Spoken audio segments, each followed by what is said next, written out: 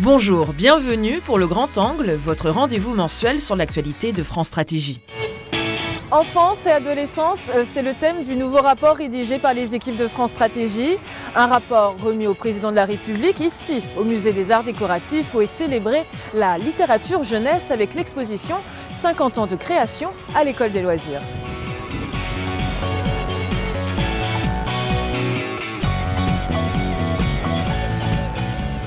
J'ai fait de la jeunesse la priorité de mon quinquennat.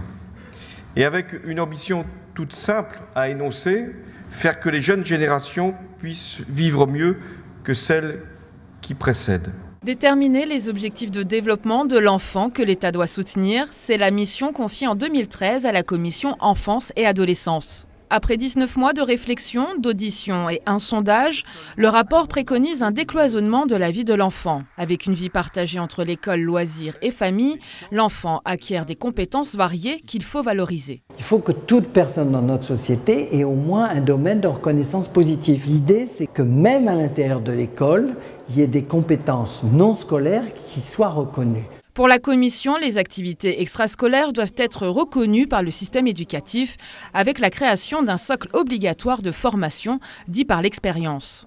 Il y a ceux qui ont envie de pousser des modules d'Inde académique et il faut que ça puisse faire leur entrée à l'école, par exemple, du codage informatique, du bricolage 3D, de la cuisine, voilà.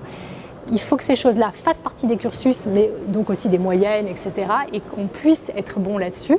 Mais attention, nous, on ne veut pas opposer l'académique et les disciplines. On pense que ce qu'on dit là, c'est tout aussi vrai pour le socle disciplinaire, c'est-à-dire que les enfants qui ont envie de pousser les mathématiques, les sciences, le français, l'histoire, doivent pouvoir le faire.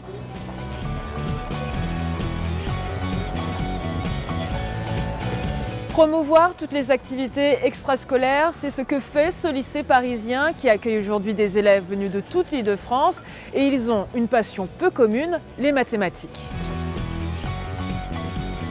Ils s'appellent Hugo, Emilia ou bien Naja, ils sont collégiens ou lycéens et participent aujourd'hui au test de sélection des Olympiades nationales de mathématiques. Ils ont 4 heures pour résoudre cet exercice et à l'issue de ce test qui a lieu dans toute la France, ils ne seront plus que 100 à suivre des stages d'entraînement pour espérer intégrer l'équipe de France de mathématiques.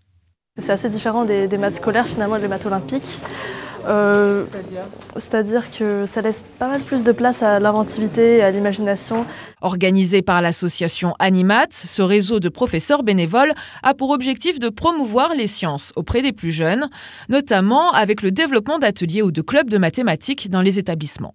On teste quelque chose qui est différent de ce qu'on a l'habitude de se voir tester à l'école.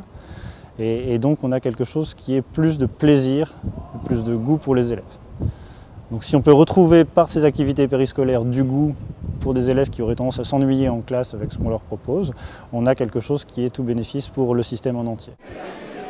À l'Institut Henri Poincaré, la communauté scientifique applaudit l'implication de ces jeunes. Après de bons résultats au championnat international cet été en Thaïlande, l'équipe de France Cru 2014 a reçu une médaille d'honneur du célèbre mathématicien Cédric Villani, une expérience bénéfique.